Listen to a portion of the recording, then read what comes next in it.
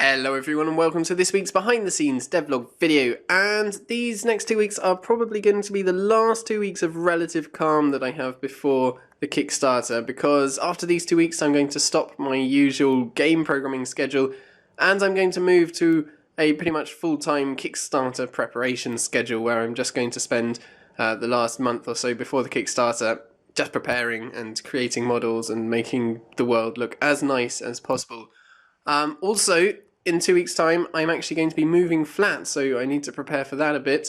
And by the time that this video, well, actually on the day that this video goes out, I'm going to be moving back to my parents', and then I'm staying there for a few weeks, and then I'm moving to another flat at the beginning of August. So, loads going on.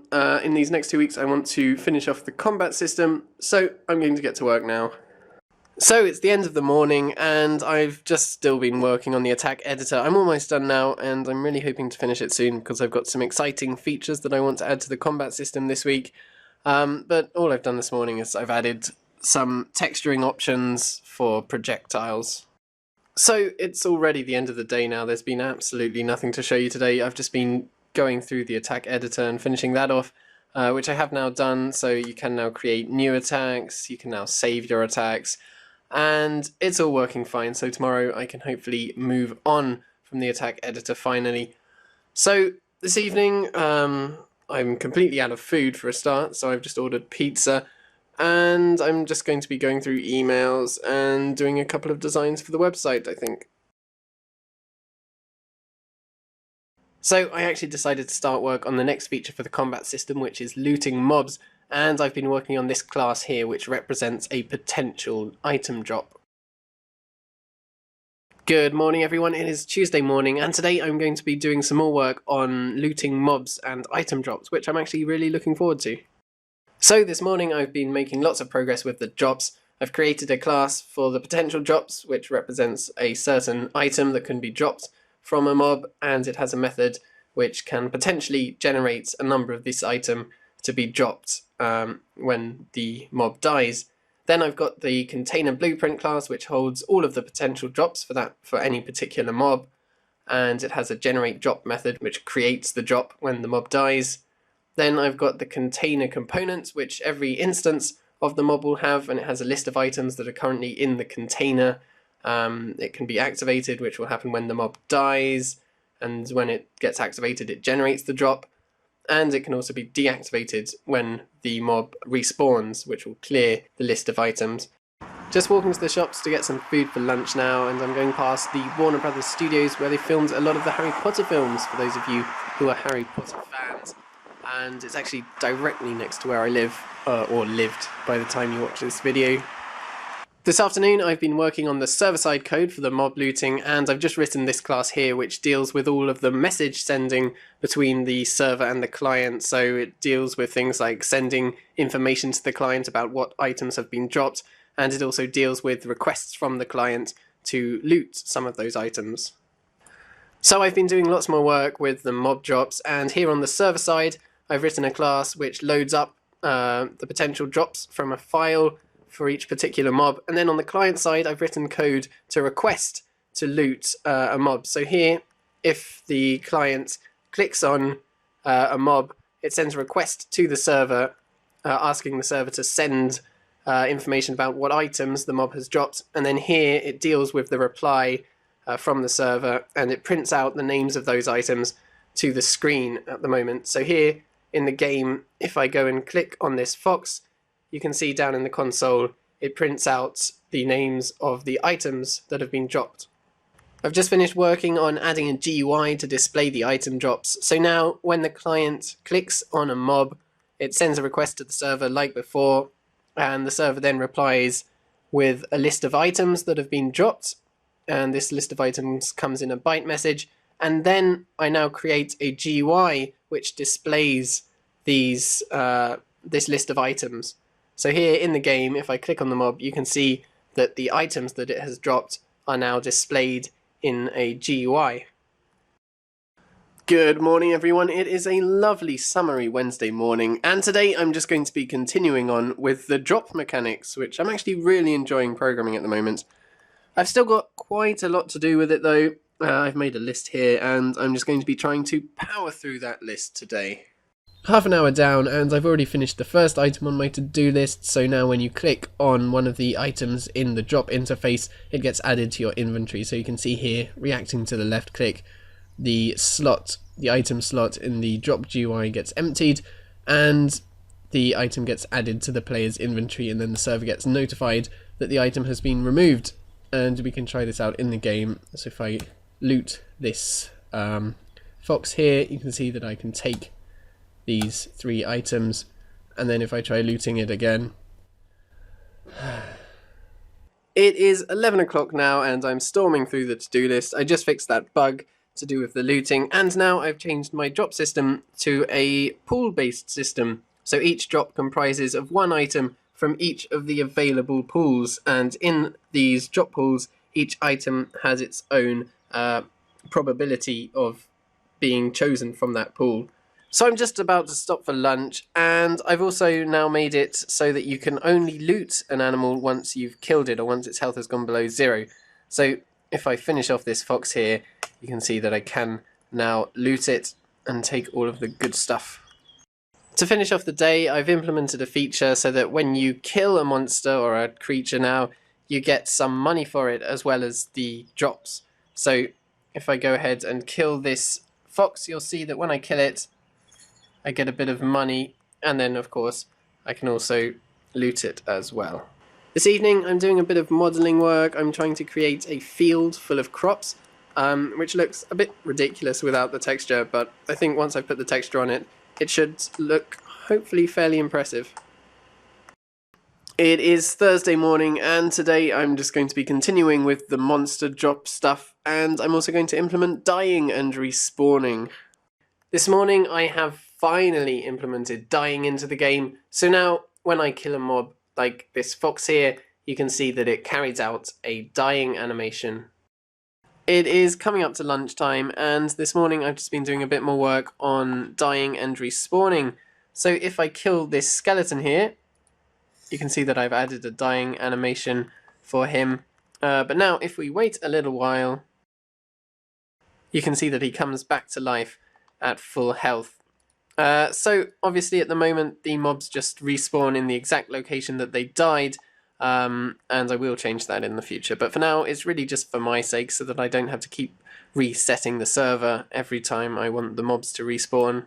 Just getting back to work this afternoon, and I've added a damage animation for the fox, which if I get close enough to hit it, you can see there, and also the crosshair goes red to show when there's something to click on, which in this case is the fox to loot it. It is 3:45 in the afternoon now, and I've just been working in the entity editor to add support for all of these new combat features that I've been adding. So for example here, you can choose a death animation for a mob, and then you can preview it here. And down at the bottom I've got some options to choose how much money the mob drops when you kill it, and the standard deviation of that. And then here in the tutorial engine I've actually been doing a bit of testing with signed distance field font rendering, and after testing it, it looks like it could improve the font rendering in my engine significantly, so I'm definitely going to look into implementing that pretty soon. This evening I've been doing a bit of work in the entity editor to allow me to set the drop pools for any given mob. So this allows me to choose all of the different items in the drop pools, and it allows me to choose the percentage chance of them being chosen from the drop pool. So this evening I've been adding support for the mob drops into the world editor, and I've also been doing a few of my emails, but I am so behind on my emails right now. I've been too busy to do them in the last few days, so now I've got over 90, so I'm going to have to try and catch up over the weekend. Good morning everyone, it is Friday, and that means it is of course Devlog day.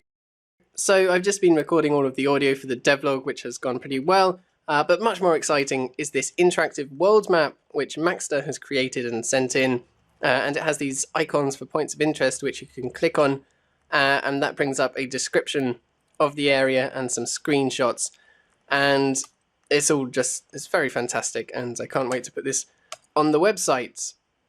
Just stopping for lunch now, a bit later than usual, but the devlog's going fine. I've been recording footage for it, and I'm about halfway done with that. I've also been making some diagrams for it. So yeah, everything's going pretty well. It is 6:30 in the evening, and I'm just about to put the devlog live right now. And now I think I'm going to try and get up to date with my emails. So it's the end of another day, and this evening I've been working on a new and improved world map because I was so inspired by the interactive map that Maxter sent in that I wanted to create a more high definition version of the world map so that it will look even better in the interactive map. So that's what I've been doing this evening. It is 10:20 on Saturday morning, and I'm just about to get started with the tutorial now, but as you can see, I've been doing a little bit more work on the world map. So I've been working on the tutorial all morning, but I'm stopping for lunch now, and I'm also doing a little bit more on the world map because I seem to find it actually fairly relaxing to draw in all of these trees and grass. It is 5:20 and I'm almost finished with the tutorial now. I've edited it all together and I'm just finishing off drawing some diagrams for it. I've finished the tutorial now and I'm back to working on the world map as you can see, and I've added in a few mountains. So it's the end of the day and the end of another week. Tomorrow I'm going to actually be in London. I've been roped into doing some colour run or something with my sister and some friends. Apparently it's a 5-kilometre obstacle course where people throw coloured dust at you or something like that. I'm not really sure. But yeah, I'll be getting back to work on Monday. Good morning everyone, it is yet another Monday morning, and this week is the last week that I'm going to be living in this flat. So by the time that this video comes out on Saturday, I will have moved. I'm going to be moving back to my parents for a few weeks, and then I'm going to be moving to the new flat. So loads to do this week, even more than usual, because on top of everything that I usually have to do, I also have to pack everything. So it's going to be a very busy week. So it's coming up to lunchtime, and this morning I've been doing a bit more work on the mob looting system. So now when you kill a mob, you don't get the money straight away, you have to loot it first, and that gives you the money. Also, I've been doing a bit more work with the world map.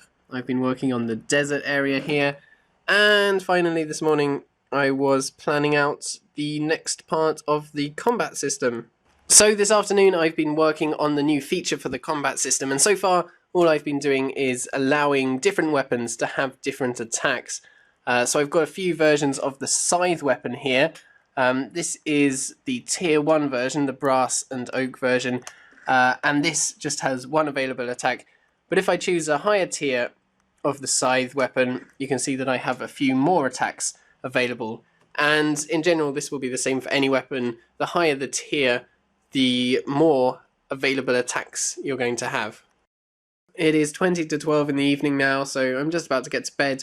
And all I did for the rest of the day was answering emails and messages, so nothing really exciting, but I am now almost up to date with my emails again.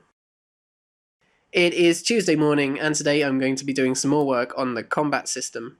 Just stopping for lunch now, and this morning I've been working on improving attacks a bit more, so I've now added sound effects to attacks, and I'm just adding support for that into the attack editor.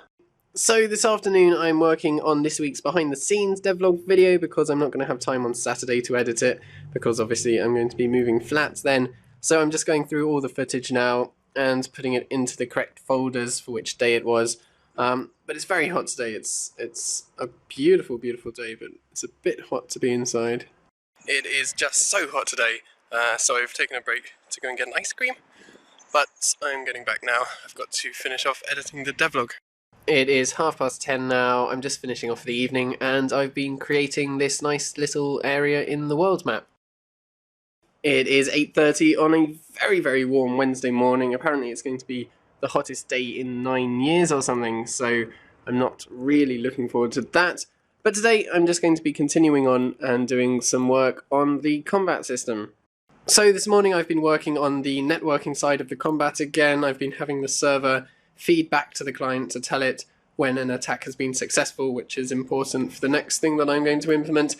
But it is very hot today. It's about 33 degrees Celsius, which is about as hot as it ever gets in England, so I'm not enjoying it very much. I don't have any cooling devices here. I don't have even a fan or anything.